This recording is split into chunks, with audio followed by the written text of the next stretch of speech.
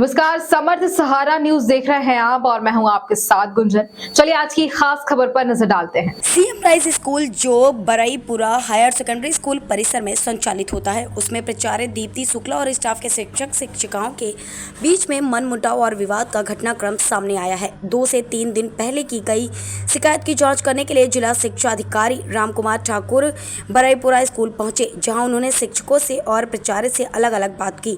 अपने स्तर पर समस्या को सुलझाने और स्कूल में किसी प्रकार का मनमुटाव न हो, बच्चों की पढ़ाई प्रभावित न हो, इसके संबंध में उन्होंने दिशा निर्देश दिए हैं। जल्द ही इस समस्या का हल निकालने की बात भी उन्होंने कही। इधर शिक्षकों का कहना है कि प्राचार्य दीप्ति शुक्ला तानाशाही रवैया अपना रही हैं। शिक्षकों के साथ अभद्र व्यवहार किया जाता है, उन्हें किसी भी प्रकार से अपनी मर्जी से काम करने की अनुमति नहीं है। इन सब आरोपी के बीच प्राचार्य दीप्ति शुक्ला का कहना है कि शिक्षक पूर्व में जिस प्रकार से अपने पुराने धर्रे पर चलते थे, सीएम राइस में भी उसी प्रकार से स्कूल का संचालन करने की उनकी मंशा है। समय से पहले वह छुट्टी चाहते हैं ताकि वह अप डाउन कर अपने घर वापस जा सके। उन्होंने कहा कि सिर्फ कुछ शिक्षकों को ही परेशानी है। एक शिक्षक के बारे में उन्होंने कहा कि उनका ट्रांसफर हो चुका है, लेकिन वह जाना नहीं चाहते और वहीं हमारे खिलाफ माहौल बना रहे हैं। दीप्ति शुक्ला ने यह भी कहा कि सिर्फ शिक्षकों को परेशानी है, कोई भी बच्चों या उनके पलकों को किसी भी प्रकार की परेशानी नहीं है। और मैं यहाँ परीक्षा विभाग देखती हूँ। सर, यहाँ परीक्षा विभाग की ये स्थिति है कि यहाँ पे मतलब हम अपनी मर्जी से कोई काम नहीं कर सकते। हम अपनी मर्जी से सिटिंग नहीं लगा सकते एग्ज़ाम के दौरान। यदि हमने इस वाली विंग में लगा दी तो हमको कहा जाता है उस वाली विंग में लगाओ, यदि उस वाली विंग में लगा दी तो कहा जाता है यहाँ लगाओ। ड्यूटी के लिए जो मैडम के टारगेट शिक्षक है वो ही ड्यूटी करेंगे, उसके अलावा कोई शिक्षक यदि फ्री भी है, वो कह भी रहा है कि हम ड्यूटी करें, तो मैडम नहीं लगाने देती है। ऑपरेटर के पास कोई स्टूल हटवा लेती है सिटिंग में से। जैसे एक बार हमने अपनी मर्जी से कमरे से स्टूल लगवाए तो मैडम ने हटा दिए, बच्चे 15 मिनट खड़े रहे, तब हम परीक्षा शुरू करा पाए। यदि प्यून उनको नहीं करवाना परीक्षा में तो प्यून को मना कर देती कि आप नहीं आएंगे, तो पता चला बच्चे खड़े हैं, हम खड़े हैं, ताले ही नहीं खुल रहे हैं। और सर, स्टाफ ऑफिस में कोई काम कराने जाओ तो हमें ऐसा फील कराया जाता है जैसे हम किसी की पर्सनल प्रॉपर्टी में आ गए हैं। ना तो हमें कोई सुविधा दी जाती है, ना कंप्यूटर है, ना कुछ है। ऑपरेटर के पास जाओ तो ऑपरेटर तब तक हमारा काम नहीं करता जब तक मैडम उसको परमिशन नहीं देती है। सर, मोस्टली काम हम अपने हिसाब से करते हैं। ऐसे टोटल कितने शिक्षक हैं जो परेशान हैं और किसके द्वारा प्रताड़ित किया जा रहा है? 24-25 शिक्षक हैं और सब प्रिंसिपल मैडम के ही व्यवहार के कारण परेशान है। और ऐसे बाकी सारा स्टाफ एक दूसरे की मदद करता है, स्टाफ को एक दूसरे से कोई परेशानी नहीं है। क्या मांग है आपकी, किस तरह से कुछ कार्रवाई होना चाहिए या बदलाव किया जाना चाहिए? सर, इस तरह के बह के माहौल में हम कैसे काम करेंगे? तो या तो हमारा प्रिंसिपल बदला जाए और नहीं तो फिर हम लोग को इतनी छूट दे दी जाए कि हम लोग यहाँ से ट्रांसफर लेके कहीं और जा सकें। सर, नौकरी करना और सर मंडल स्कूल में जो है कुछ शिक्षकों द्वारा आप पर जो है आरोप लगाए जा रहे हैं। उनका कहना है कि आप अपनी मर्जी चलाती हैं और आप अपने अनुसार ही काम करवाती हैं। यहाँ पर वो फ्री हैंड से काम नहीं कर पा रहे हैं और आपको हटाने की भी काम कर चुके हैं। बिल्कुल, तो जैसा आपका कहना है, कोई भी प्राचार्य बड़ा छोटा सा प्राणी है। जो शासन के निर्देश होते हैं, जो सीएम राइस के विजन है, मिशन है, जो शासन के आदेश आते हैं या जिला शिक्षा अधिकारी के आदेश होते हैं, उनको हमारा पालन करना हमारा कर्तव्य है, क्योंकि हम तो लोक सेवक हैं। हमें जो निर्देश वरिष्ठ कार्यालय से प्राप्त होते हैं वो हम पूरा करने की कोशिश करते हैं। और स्वाभाविक है कि जो हमारे अधीनस्थ शिक्षक होंगे, हमारी जिम्मेदारी है कि वो भी उनको पूरा करें। इसलिए हो सकता है कि उनको कठोरता लगती हो, मगर आप सब जानते हैं कि इस विद्यालय की 2 साल के पहले की पृष्ठभूमि देखिए। जब विद्यालय में ही 2 घंटे शिक्षक नहीं रुकता था तो बच्चों के रुकने का कॉलम नहीं था। लेकिन आज अगर आप जाके देखेंगे तो इस विद्यालय में 10 से 5 बच्चा भी रुकता है और शिक्षक भी रुकता है। शायद हो सकता है ये दिक्कत का कारण हो कि जो शिक्षक पहले नहीं रुकते थे उन्हें अब रुकना पड़ रहा है, उनको अब पढ़ाना पड़ रहा है। लेकिन आप बताइए ना, हम शिक्षक या हम प्राचार्य किसके दम पे हैं? उन बच्चों के दम पे हैं। हमारी जो 1 तारीख को तनख्वाह आती है ना, वो उन बच्चों के कारण आती है और उन बच्चों के लिए मैं सब कुछ करने को तैयार हूँ। उनके भले के लिए मैं सब कुछ करने के लिए तैयार हूँ। और आपको मैं बताऊँ, मेरे को 2 साल यहाँ हुआ है, मैंने शायद 4 दिन की छुट्टी 2 साल में नहीं है। मैं 10 से 6 इस विद्यालय में रहती हूँ और हर संभव, आप ये देखें, ये जब समर कैंप अभी गर्मियों में हमारे बच्चों ने बनाया, ये आपके बरईपुरा के स्कूल के बच्चों ने बनाया। आप देखें कि आज इस बरईपुरा के स्कूल में हमारे अंग्रेजी माध्यम के बच्चे पढ़ते हैं।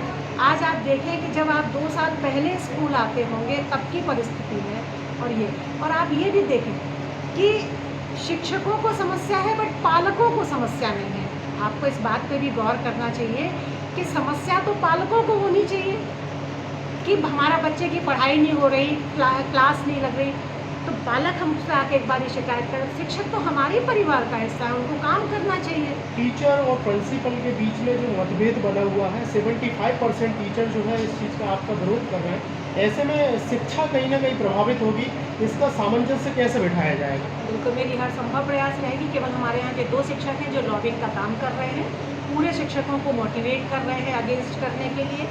जो उनमें से 2 में से भी एक शिक्षक है वो अंडर ट्रांसफ़र है, उनका अहमदपुर पोस्टिंग हो चुकी है, जाने से पहले माहौल ख़राब कर रहे हैं। और इसके पहले सूचना अधिकार आयोग में, मानव अधिकार आयोग में पूर्व प्राचार्यों की पेशियां करवा चुके हैं। सामने वाले का कहना है कि हमारे पिताजी यहीं पढ़ते थे, हमारे चाचा जी यहीं नौकरी करते थे, ये विद्यालय मेरी जागीर है।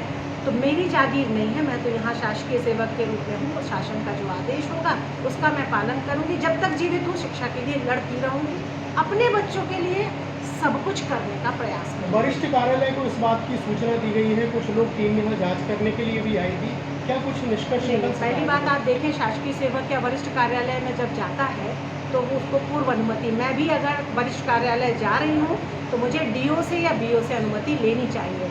तो मेरा मीडिया के माध्यम से आपसे ये प्रश्न है कि क्या हमारे शिक्षकों ने जब वो वरिष्ठ कार्यालय गए तो उनके ऊपर जो कार्यालय था उनसे अनुमति ली?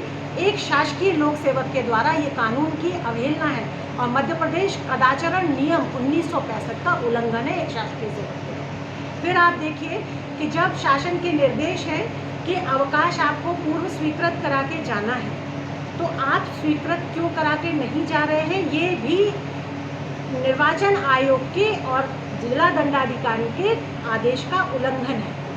आपको पता है कि अगर शादी हो रही है तो आपको अवकाश स्वीकृत करा के जाना चाहिए। अगर हम कहते हैं कि किसी को दिक्कत है तो पहली बात, अगर विद्यालय में किसी की कोई समस्या है तो हम सब आपस में बैठ के बात कर सकते हैं, लेकिन विद्यालय में हम सब विद्यालय का काम कर रहे हैं, कोई घर का काम नहीं कर रहे हैं। एज ए प्राचार्य आपके द्वारा किसी तरह की कोई कार्रवाई की जाएगी इन शिक्षकों के प्रति? कभी नहीं। मैं साल के मेरे शासकीय कार्यकाल में ऐसा नहीं है कि मुझे परेशानी नहीं आई, मैंने संघर्ष नहीं किया। क्या मैं आज संघर्ष नहीं कर रही हूँ? लेकिन मेरे द्वारा एक भी आवेदन न जिला शिक्षा अधिकारी को दिया गया, न मैंने वरिष्ठ कार्यालय को दिया, और आज भी मैं इस पूरी प्रक्रिया के बाद भी मेरा मानना ये है कि अगर हम शिक्षक ही आपस में लड़ेंगे तो हमारे बच्चों को कौन सा।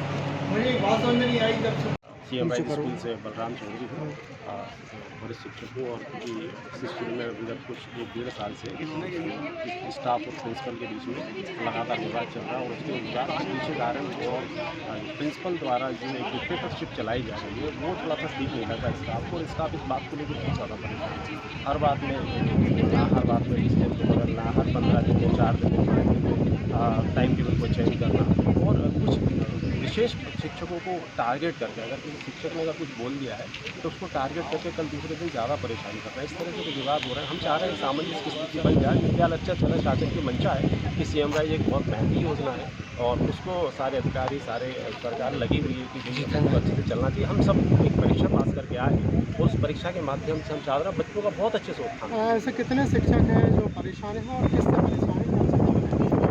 ये हमारे विद्यालय की प्रभारी प्राचार्य हैं श्रीमती दीप्ति शुक्ला, उनके द्वारा और विद्यालय के बीच शिक्षकों के बीच में विवाद बना रहता है। और लगभग 22 टीचर हैं जिन्होंने संचालक महोदय को लिख के दिया है, CPI महोदय को लिख के दिया है, इसके बाद कलेक्टर महोदय को लिख के दिया है और इसके बाद जिला शिक्षा अधिकारी महोदय को लिख के दिया। पूर्व में भी किसी तरह की शिकायतें की गई?